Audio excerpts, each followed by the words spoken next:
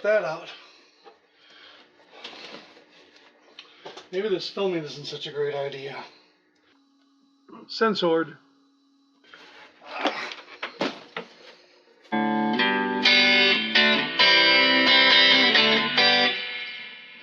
Hey, welcome to episode 3, part 2. Last episode, I fixed this Vox amp, kinda, and during final testing, it became apparent that something was wrong with the output section.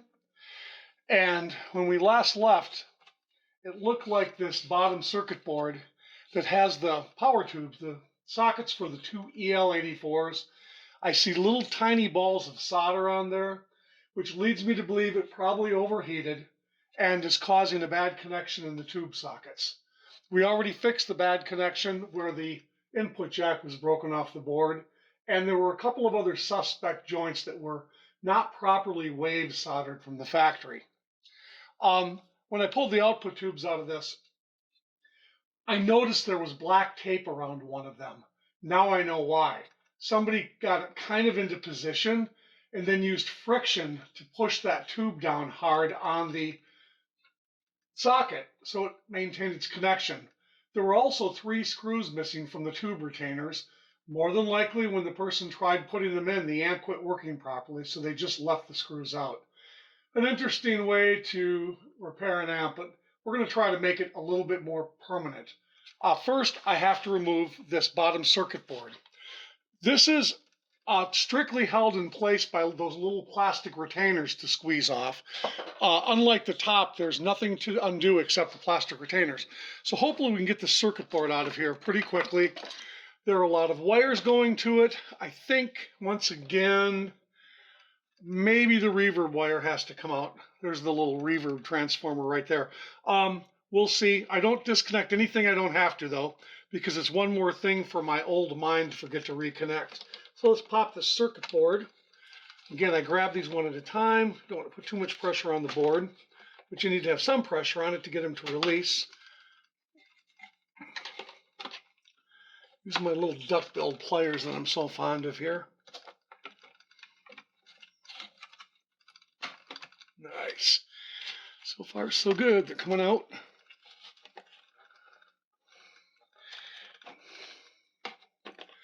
And by the way, this thing is not, I depowered this thing last night, and the cord's laying on the floor for it, which is what I often do so I don't accidentally, forget that I plugged it in. So that's why I didn't check for power again.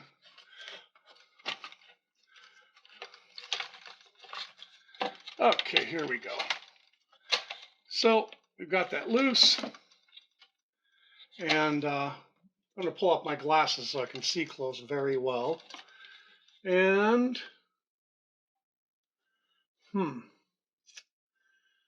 from this perspective, it does not look like anything is unsoldered here. But there's obviously something wrong. The board's been hot in this area, which is understandable because these AC15s, just like AC30s, run the output tubes very hot. Before I do any more testing, I'm going to check continuity of several things to these tube sockets and make sure that we understand what's going on with the circuit before I make any changes. I pulled up the schematic for, I think, the right Vox, and it appears to be the right circuit here. I just want to make sure. Okay, to decide what's going on here and how to test, we had a cold tube here, a hot tube here, and when we wiggled it, it appeared to be turning the one tube on and off when we wiggled either one. So the way this circuit works, the schematic shows us that this big 100, one's a bypass resistor for the cathode, and the other one is the main cathode resistor, which is 100 ohms. And this is definitely loose in there. So that's not in good shape. We'll deal with that in a minute.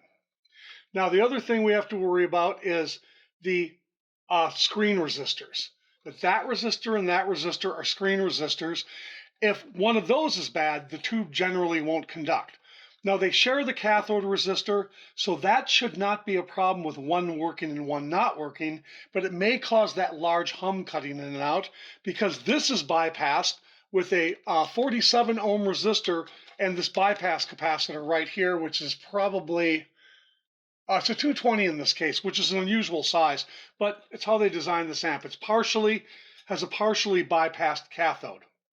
So our two feeds right here connected to the plates, these are going to the output transformer. The center tap of the output transformer connects up to the main power supply, which is right here, and then each of the push-pull tube goes to one half of the output transformer. So what I'm going to do right now is I'm going to verify that all these components are good. And this is simple. I'm going to use a ohm meter because we're checking resistors right now primarily. So the first thing I want to make sure of is that I have good screen resistors.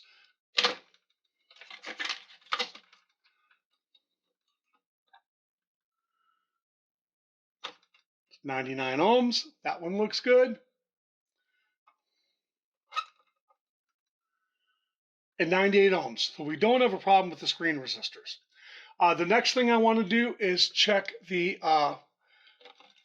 see if there's a constant connection with the cathode. This goes to ground, so all I have to do for this is connect one lead to ground, which should be this one, and it's continuous to ground.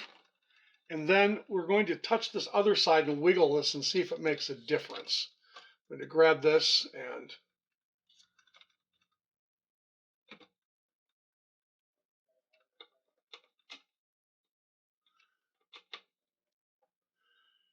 definitely got a problem there. I don't know if you can see it in the meter. You have to trust me on this one, but I can make it. The meter is opening and closing. So the cathode resistor, which is how this amp's biased, it's a cathode biased amp, it needs to be resoldered into place. So we have a problem with that, and that would make part of it cut in and out and make it hum funny more than likely. Normally, it would make it turn on and off, but remember, it's partially bypassed by this other capacitor and the 47 ohm resistor. So for right now, I want to fix that first, and then we've got to go back and check all the tube sockets for continuity.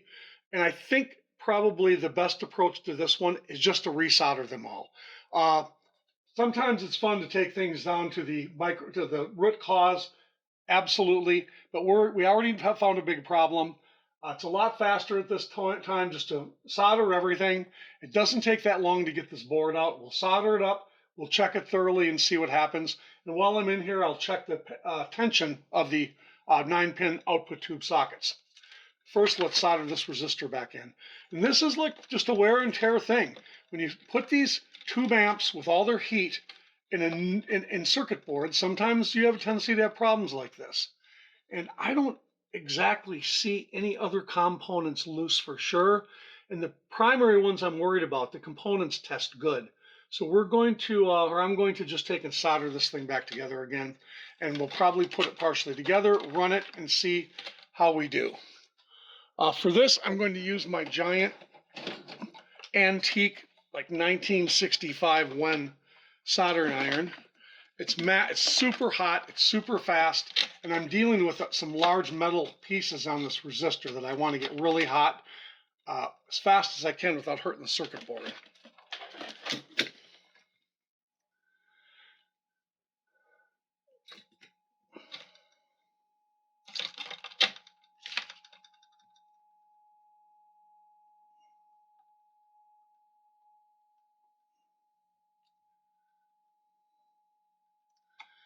So I'm doing my best just to heat up the resistor, and it'll transfer heat to the board as needed.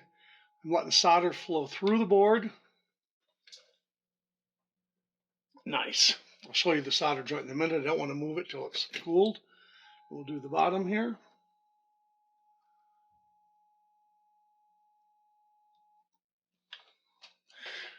The other thing I'm going to check is after it cools is make sure there are no top traces on this board. Frankly, I didn't actually notice. No, this is a one-sided circuit board. Our resistor's back soldered in firmly. Let's take a look at these sockets. I don't know if we can see them real well up here or not, but the sockets don't look damaged at all. I don't see any problems with them that would cause intermittent connections. And again, the solder joints don't look bad either. I hope we're not dealing with sockets that actually got broken. For sure that resistor is causing the problem, but I don't know why it would cause one tube to run cold and the other hot. We may be dealing with a multitude of problems here. I mean, I may have a bad, oh no, I switched tubes around, so it's not a bad tube, so we eliminated that possibility. Let's just keep going on this. I'm going to solder it up and we'll put it together. I'm just going to touch up all the solder joints on the tube sockets, because sometimes when they've been hot lots of times, they get crystallized and you can't even see what the problem is. And I'm not going to sit and try to measure each one, mess around like that. Crate makes a vintage Club 30, but old ones, not the 60s or 50s. They make a 30 that's tweed. Beautiful sounding amp, but it just eats up circuit boards. So on those amps, when I rebuild them, I put a fan inside all of them. They just don't have a good enough convection cooling to run with, to stay alive without a fan. We're just going to touch up each one of these. I'm heating it enough to make sure that it's cooling. So if there's a little crack there I can't see, we're getting it for sure.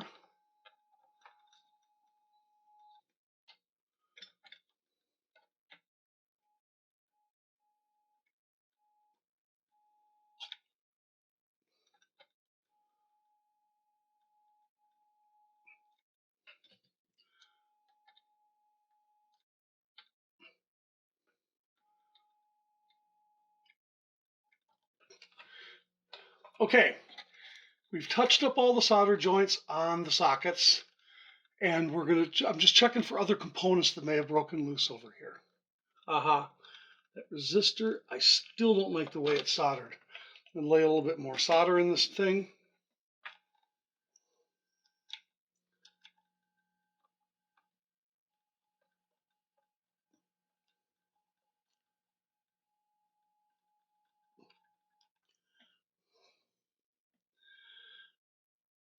Okay. We're just inspecting all the solder joints here. All right, let me check the sockets again. I don't see, like I said, anything that's glaring. I'm going to, also, it's another thing, you have to be really careful. I'm going to, I already sprayed these. I'm going to tighten these sockets up just a tiny bit. And I carefully take this little pick tool, and I'm just very slightly closing them up. Not much at all. Again, for how hot these output tubes run, these EL84s are cooking in here, and this amp is several years old, so it's not surprising that it has some problems in here. That should be fine. So, one last inspection, and again, I'm not sure that I have it yet. We may have to pull it apart again. So, let's put it back together. I'm going to do another little check of continuity on the output transformer and so forth. I just found something that fell off. One of the little black washers for the outputs here. I think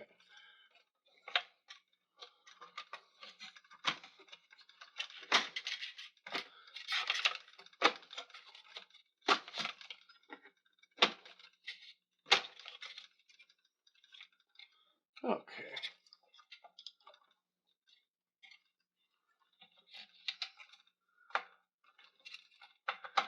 For now, I'm just going to put one of these nuts back on, the middle one. I'm going to get this thing just so it should be functional. And we're going to fire it up and see what happens. So I'm going to double check, make sure all the wires are hooked up. Nothing got unplugged.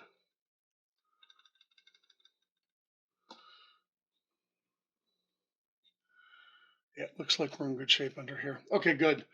And we're going to flip it over, and I'm going to throw those EL34s back in here.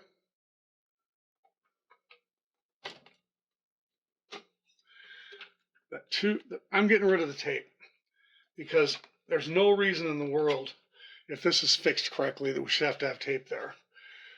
I hope that we don't have like completely bad sockets or something. That would be a shame because I think probably that we would have to end up making some radical changes. Pretty sure I can't buy that output board. I'm going to plug a speaker back in so we can hear what's going on.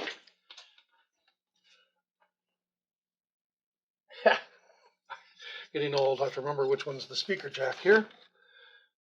It's the one closest to the middle. They aren't marked on this amp, which is kind of funny. I mean, as far as I know, they're not marked anywhere. And I'm going to get the power cord from the floor where I put it for safety reasons.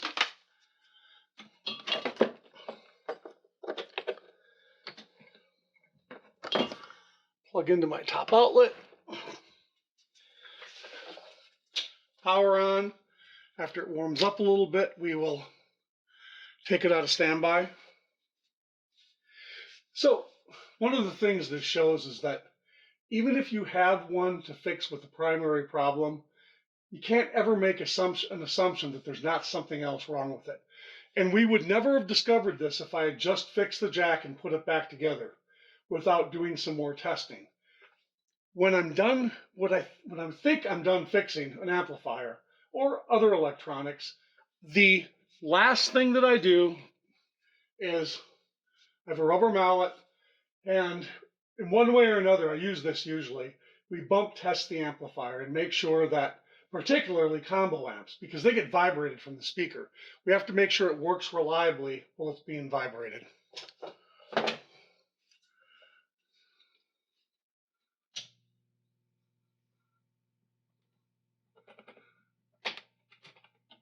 Okay.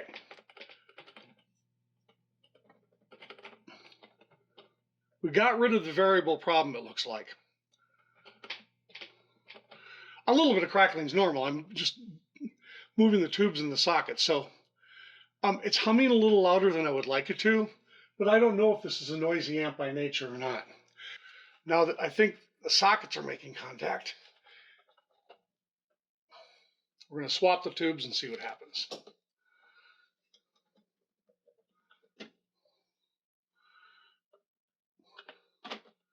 And I'm aware the power is on. With the B+, this amp, the standby switch kills the high voltage. So it's fine changing tubes with the power on. The some amps, like a 5150, a PV5150, if I remember correctly, the standby switch does not kill B+, it just kills the voltage to the screens. You don't want to, you've got to know your amps before you do this. If you don't know what you're doing, turn the amp off all the way when you swap tubes. But okay, both tubes are heating up.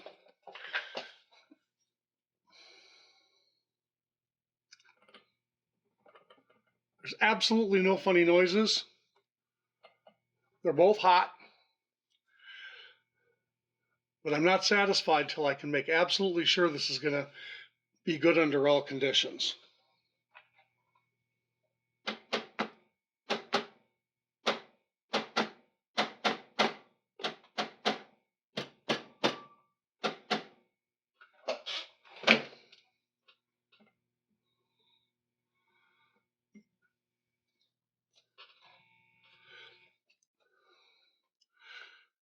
If there is an imbalance problem in the output tubes, they hum even when the master is down all the way, because it's hum generated from an imbalance in the output section. This humming, when I turn it up, that's just the amp humming. That's picking up AC hum from the heaters or something elsewhere. This amp, as far as I remember, has no adjustments whatsoever. So that's just the nature of the amp. And it's out of its box. I'm not particularly worried about that.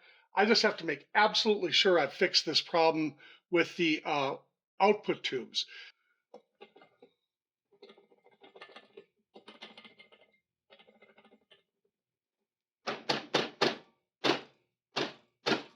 I don't know if you can hear the hum.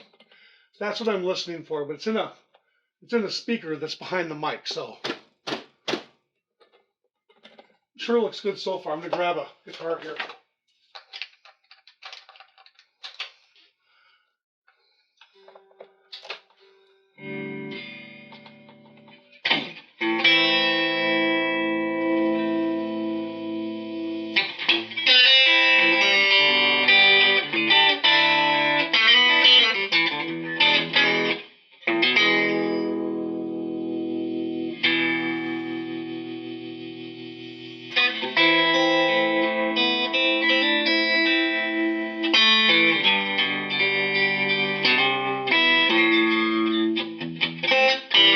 Such a nice crispy amp. I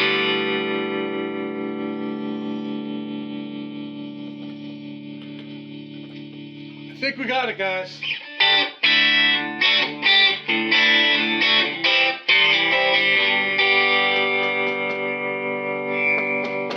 Yep, we definitely took care of the intermittent output section.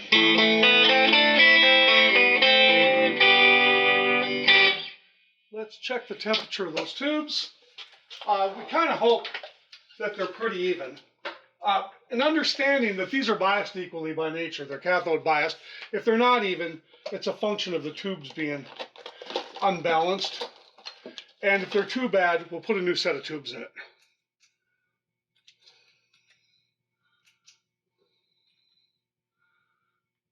I have 4, I'm trying to get the same spot right on the plates. 418,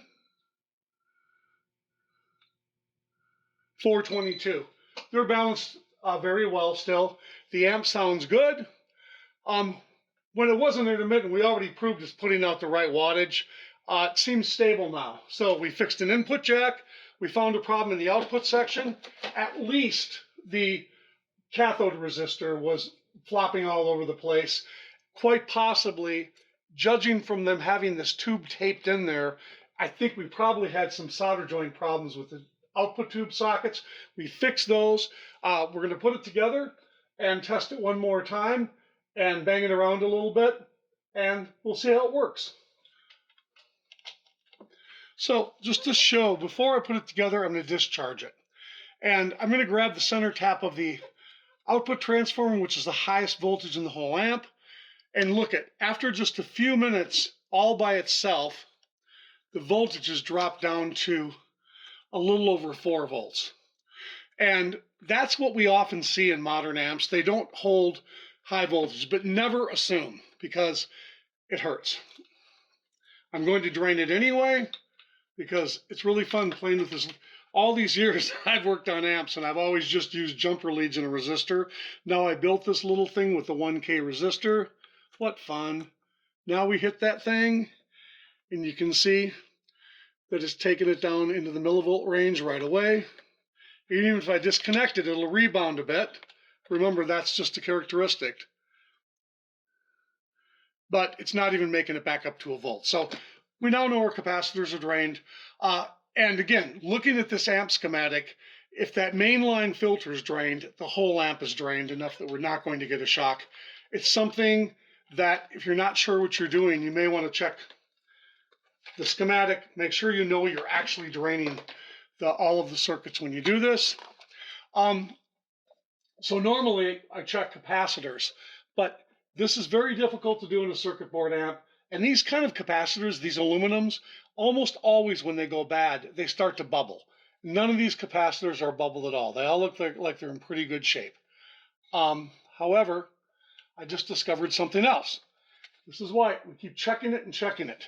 One of the filter capacitors here is quite loose, and I don't like it. So I'm going to pull it apart again, check the solder joints. If they're good, then I'm just going to put it back together. Otherwise, I'm going to drop some silicone or something to re-glue this capacitor. The rest are all nice and tight. Just this one's wiggling around, and I just want to make absolutely sure that it's not contributing to that hum that we're hearing. So I'm going to open this thing up one more time. I actually think I'll take the tubes out. Remember that I already drained it. I'm going to pull the output tubes out carefully so I don't break them.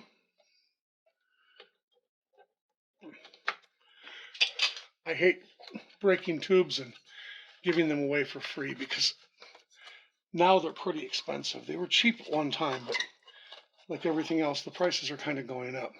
I'm putting this back here to make sure that I don't hurt my rectifier tube. All right, here we go. Duck bill pliers, pull the circuit board one more time. I need to get this out of the way again.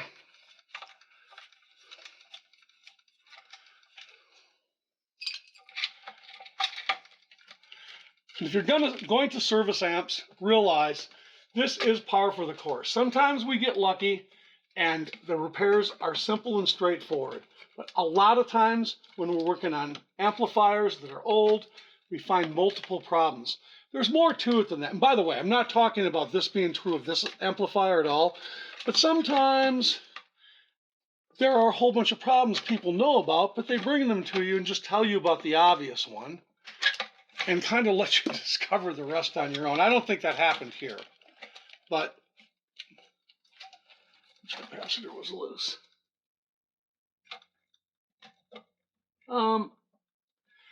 Definitely loose. This would be one of the reasons we probably have more hum than I like to hear. This capacitor is absolutely and positively another broken solder joint. Wow.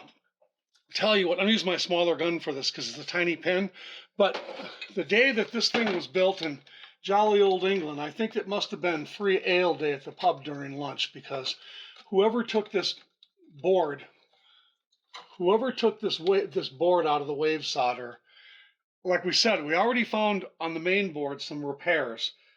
This thing did not get soldered very well at the factory.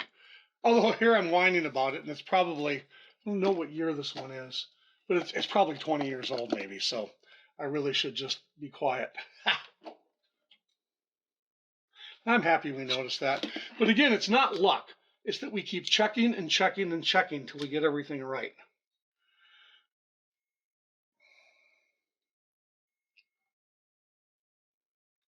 I'm going to solder this on the other side too, because I think there's a trace on the other side of this one too. This is the big ground right here it goes to. There we go. Let's wet all that stuff. Make sure we didn't do any bridges. And we did not. As I said, it takes a while to learn to solder on these boards. You'll probably want to practice on something not quite so valuable. So, it is one-sided. It's just that these are varnished over, so they're kind of a shadow. Okay, that's put back. I want to check every single thing on this board right now. So we found multiple soldering problems with this.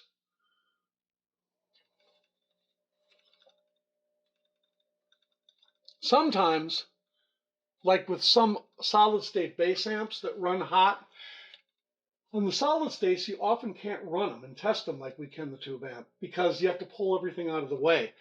There are times where I just lay a grid and resolder every single joint in the output section, because you can't often see when anything's wrong. And we definitely got that. I'm going to hit this other capacitor too. It looks like it could be tunneled too. The goal is to give folks back their amps and have them not have any immediate problems. It's very disheartening when you fix something for somebody and they're in a hurry and they take it, and then it's back again a few weeks later for an unrelated problem. And people, most of the musicians I deal with are really cool, and the companies that I do my work for, they have a lot of confidence and they know that I don't miss very much. And sometimes you just can't help that something else breaks. But we've just done a lot better service here by going through this several times until we get everything worked out of it. So here we go. It's ready to go back together again and be tested again.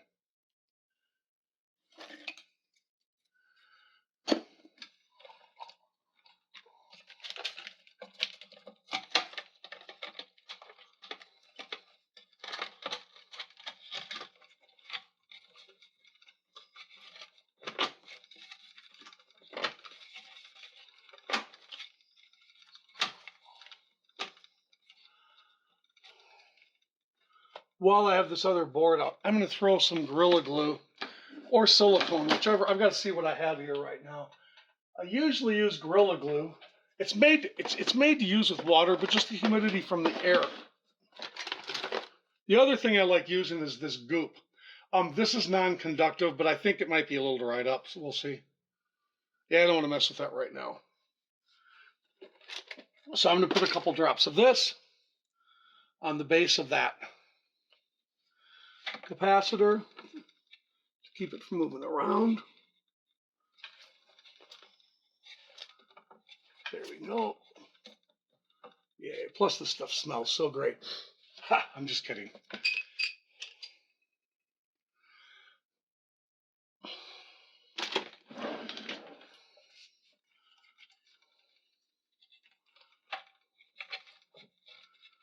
Washer keeps falling off of there.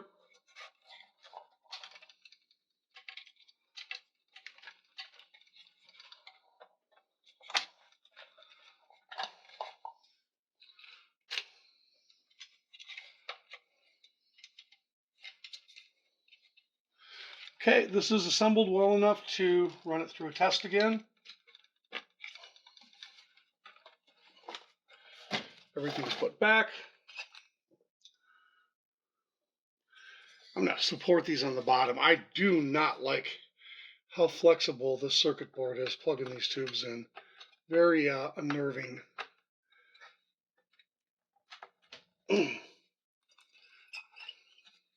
So I'm pushing on the back so I don't flex the board too much. Not a great design in that particular case because these Voxes run their output tubes hot. They eat tubes, but that's why they sound so good too. They're running the tubes, like I said before, close to Class A, and it gets rid of pretty much all the odd order harmonic distortion. And when they start to push the power amps into distortion, it's that sound that we love to hear so well. Power's on, standby's off.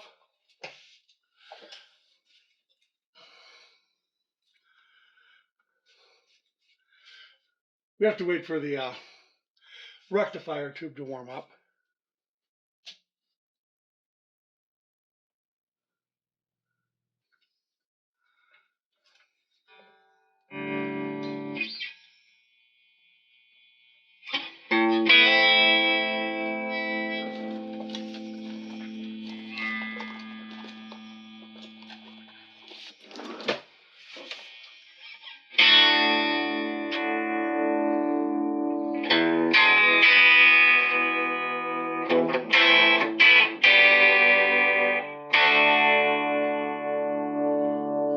Let's hear some of this distortion.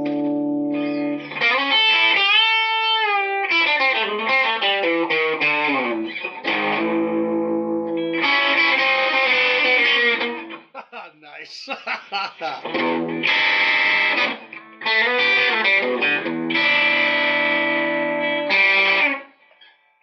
So let's crank our master up all the way.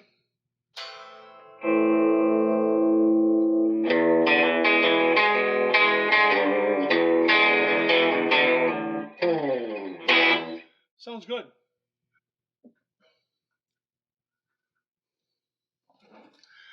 Okay, one last time on the bump test.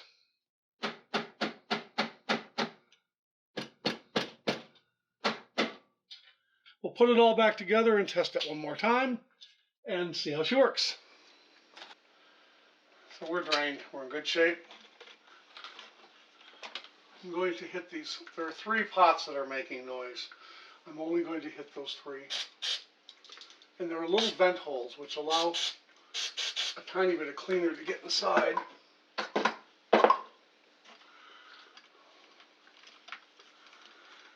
We'll work them. As I said, a lot of times just working the pots back and forth is enough to clean them, but these were pretty persistently noisy, and even after playing with them, they weren't getting much better. Okay, we're going to put this back together now. I've checked all my parts are in it. One last check for all the wires. Everything looks good.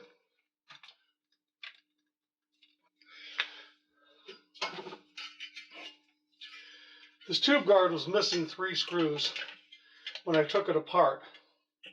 It has padding to try to hold, or not to try to, but to hold the tubes in. You can see that.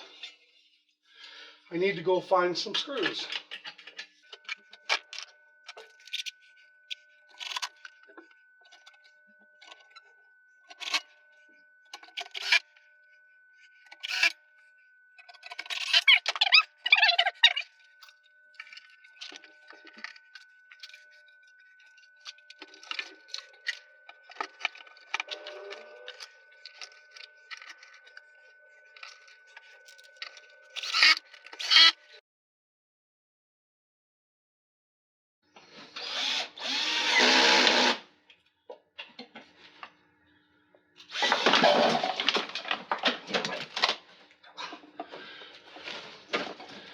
I'm going to cut that out.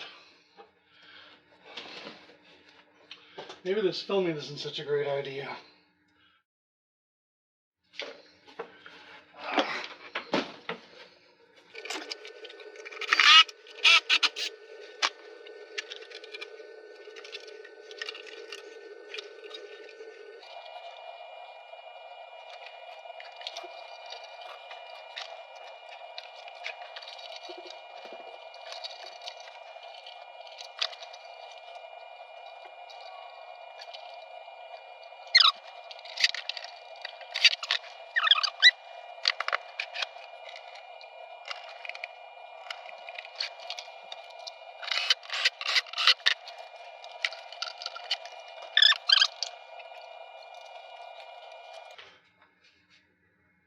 By the way, the reverb tank in the bottom of this, one side's clearly marked input and one's output. It's also on the board, so I didn't mention that, but sometimes I take a marker and I'll mark the color before I unplug the tank so I know how to plug it back in without looking at it. But this one was pretty clear.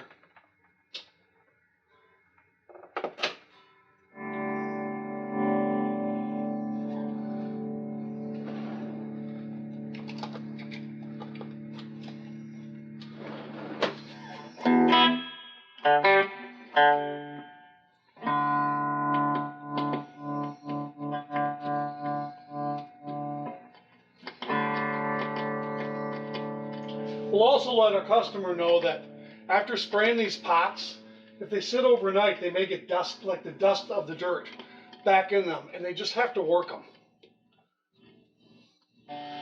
It's funny, maybe not surprising, where the green dots marked on this amp, where it sits all the time, is where that funny spot is. It's probably from the wiper sitting there for years.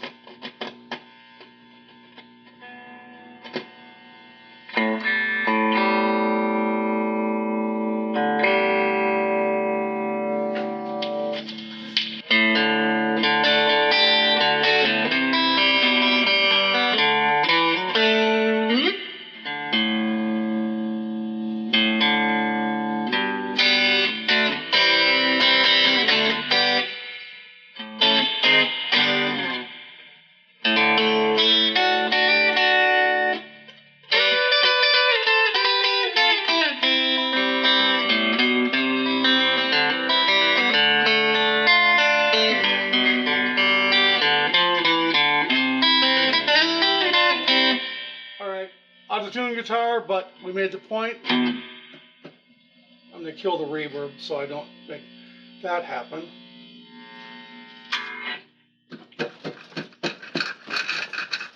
Looking good. So I hope the main point of this is that we got a look inside a Vox AC15, the model that was introduced in 1996. We got to take a look at some deficiencies, sometimes with wave soldering. Got to repair some damage that was caused by the cord pulling on the circuit board. And 2 times we're going to put it back together, did final checks, and realized that there were some other broken issues inside of this amplifier. It's a good idea to check it and check it and check it. Thank you. Hope to see you soon.